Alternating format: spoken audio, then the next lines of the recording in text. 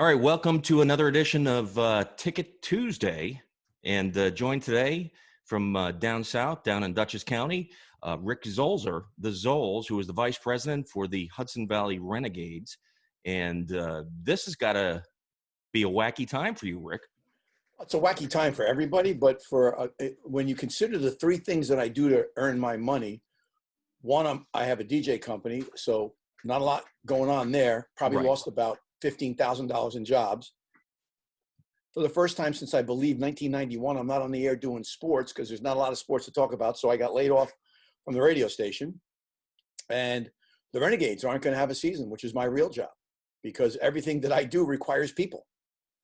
Now, we started this Ticket Tuesday thing, because one of my passions is going to concerts, going to sports events, and just enjoying some of those entertainment things that you get live. It's different from watching it on TV or listening to it in your car or anything Correct. else. And this has been a real, shakeup for a lot of folks that I deal with on a regular basis in the entertainment business. What does it mean for the Renegades right now? Well, you know what? Major League Baseball can play without fans. We can't. We don't have the big television contract. We don't have the big radio deals. Our games haven't been on television probably in 5 or 6 years because the cost of doing a television broadcast, even on a local level, they were upside down. They couldn't make money. So now we don't even have a live radio deal with anybody in the market. It's streamed. So you would get a Renegades game and stream it. So there's no income for playing with no fans. And if there's no fans, it doesn't make sense to play. So that's the Renegades perspective. On the flip side, I kind of knew with Major League Baseball having the issues that they were having prior to finally having their come to Jesus moment, that I knew that if they're complaining how much money they're losing and about to lose, why would they fund their minor leagues, especially a level as low as us, that we're just not going to be in their plans. So even though we prepared like we would have a season, deep in our hearts, we knew there's probably no way there could be a season. Now, we're recording this, it's Friday, July 3rd, and the news came out about an hour or so ago, not even an hour ago, that the MLB and MLBPA announced that there were 38 positive COVID tests. 31 of them were players. 19 different clubs had players that had some kind of COVID infection. Now, let's talk about this personally for a second, because you had told me that you are diabetic. You just found out recently that you're diabetic, and I know having pre-existing condition has got to scare the living shit out of you. Well, it's kind of weird because I had no symptoms, and I had what they called it an upper respiratory issue 3 Februaries ago, and I went to one of those little doctors that are in the mall kind of a thing where you go in and it's a nurse who's a doctor's aide or whatever they call them, and they can write a prescription. And I went twice, and the first time I came, they said, come back if you have an issue, if you don't feel better in 5 days. So I came back 5 days later, and they went from an upper respiratory issue to saying that I now had bronchitis. So the lady says to me with a straight face, I'm sorry, there's nothing more we can do for you. We've called you an ambulance. I went, what? She goes, yeah, we've called you an ambulance. And I said, well, what's the problem? She goes, there's nothing we can do for you in your respiratory system at this point. We even think that not only is it bronchitis, it might be pneumonia. And we think you should go to the emergency room. And if you drive to the emergency room, you'll get triaged and you'll go into the waiting room, and you could literally be there 6 or 7 hours before they meet you. However, if you roll in an ambulance, they bring you in right away. So reluctantly, I said fine. And, this is Valentine's Day, by the way. So it really didn't work out for my poor wife. It's Valentine's Day, and she takes a picture of me as they're loading me into the ambulance. I'm like, I'm smiling, I'm doing this, like, don't worry, no big deal. So I go to the hospital, and I'm there for about 6 hours as they run a bunch of tests, and they give me this marvelous breathing treatment that the other place didn't give me. So they were truthful on that. And they say, you're going home. You most likely have pneumonia, but not yet. Okay, so they give me more steroids. So I knew someone who worked the emergency room because I had DJ'd her Sweet 16, her first marriage, and her second marriage. And I said to her, I don't feel well. Can I sneak in the back door and get that hour-long breathing treatment? She said, absolutely, come on in. So I go back to the hospital. I sneak into the emergency room back door.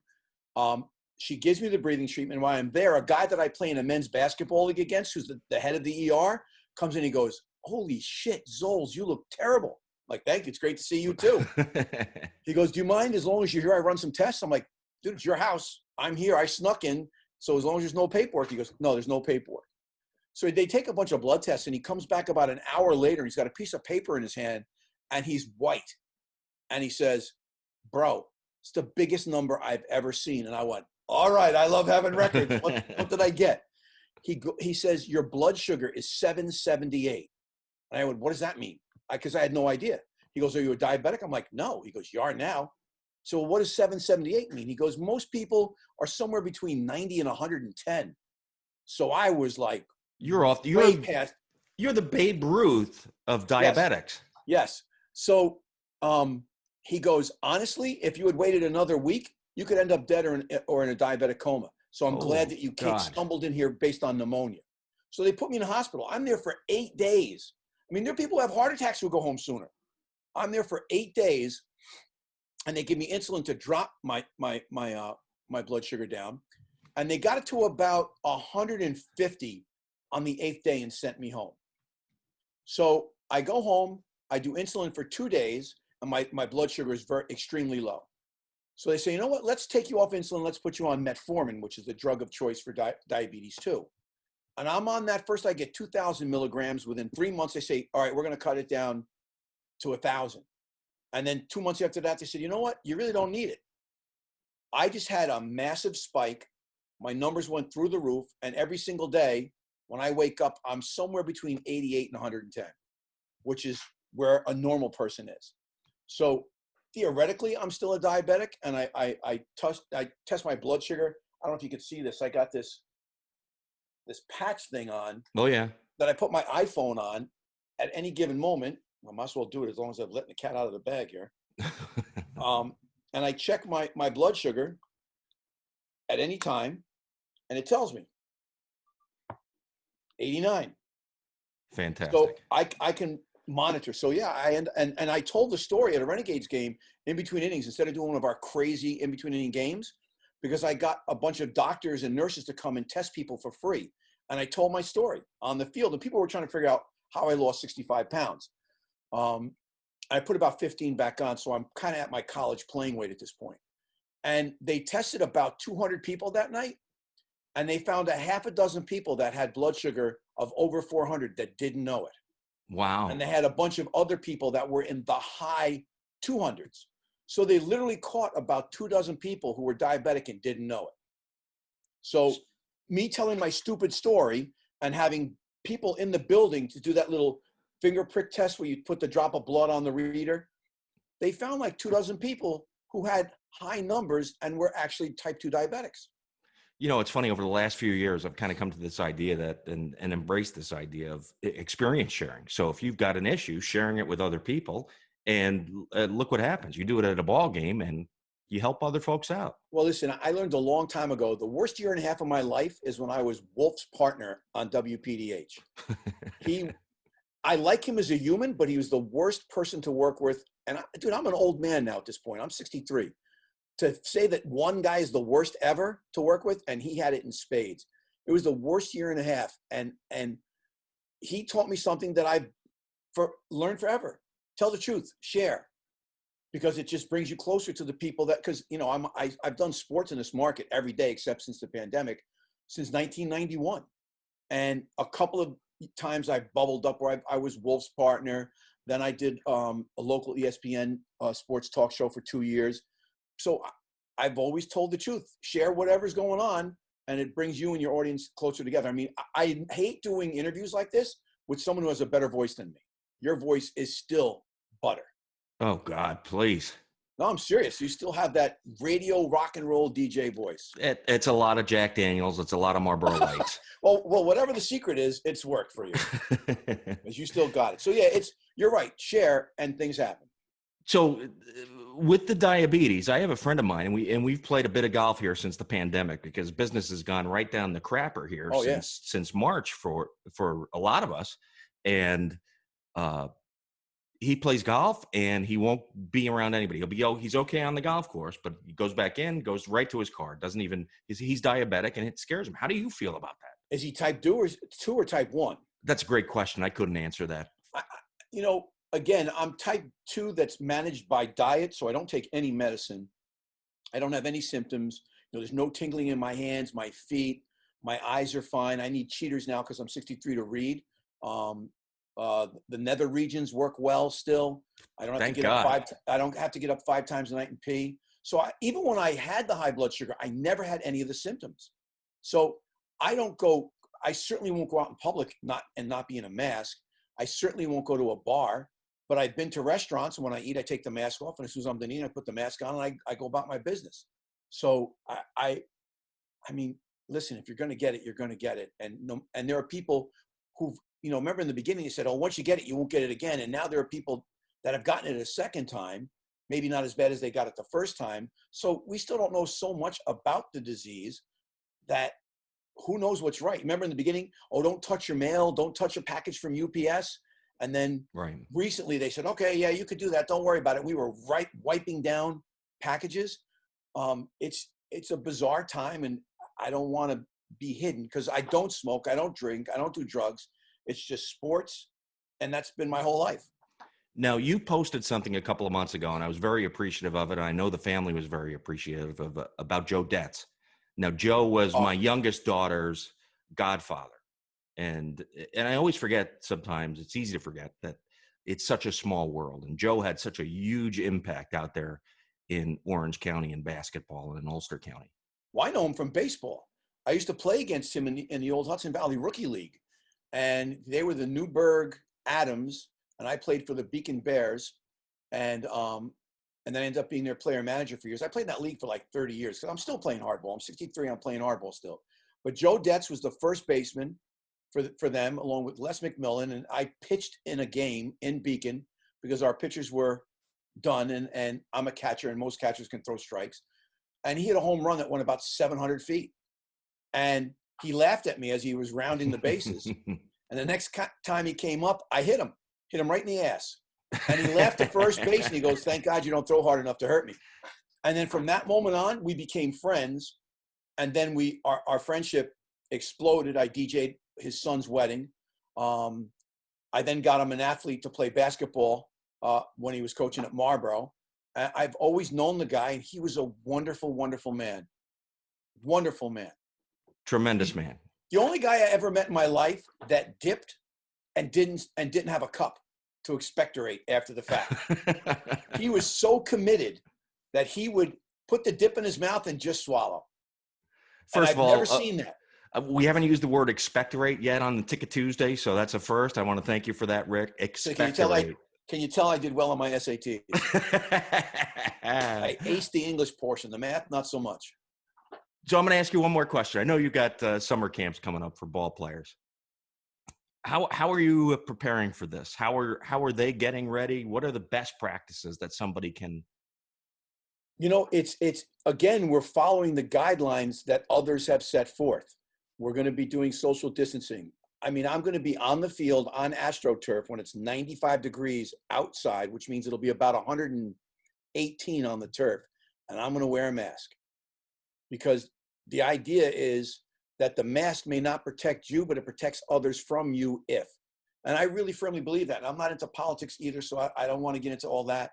But to me, it seems that they've proven over the last several weeks that if you go to bars and restaurants or wherever and parties and you don't social distance, you don't wear a mask, all of a sudden, 40% of that party now has COVID. So to me, it seems if you're out in public, wear a mask. It seems pretty simple to me. Until they can get a vaccine, and I know that there's a lot of encouraging things on that front, until there's a vaccine, nothing's going to be the same because I've spoken to athletic directors in college, and they're terrified what's going to happen to their sports seasons. That the latest rumor I hear from some very legitimate people is that fall sports, because listen, how do you play if they're getting COVID in baseball and the guys haven't really done anything yet? How are you going to play football on the collegiate or the professional level when they are tackling, blocking, their hands are always on each other? They're throwing footballs with sweat on their hands and it's going to splat. I mean, I can't imagine. So I've heard that they're going to take fall sports and move them to the spring and they're going to take winter sports like basketball, hockey, and those ones, and start it in January and have an abbreviated season across the board, so they can actually have a season this year.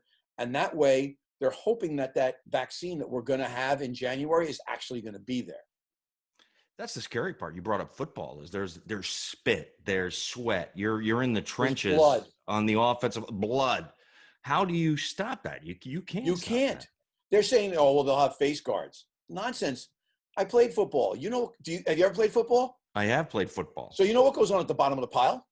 Nothing good. Nothing good happens at the bottom of a pile on any level in football.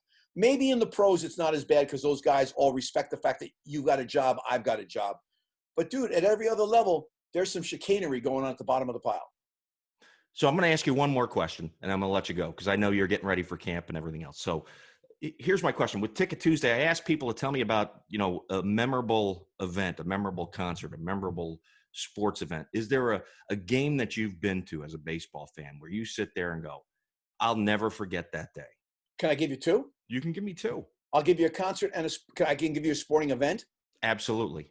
All right. So the concert, it was in 1974. I went to Madison Square Garden to meet my uncle who lived in the city because he got us tickets to see Al Green, Chaka Khan, and Boz Scaggs. Wow. That's quite the lineup. Oh, dude, it was okay. I'm one of the few white men my age. I don't like rock and roll. Very, very, very little rock and roll. I like Motown, soul. I was one of the few guys my age who loved disco. I was into that stuff. I taught dance. I won dance contests way back in the day.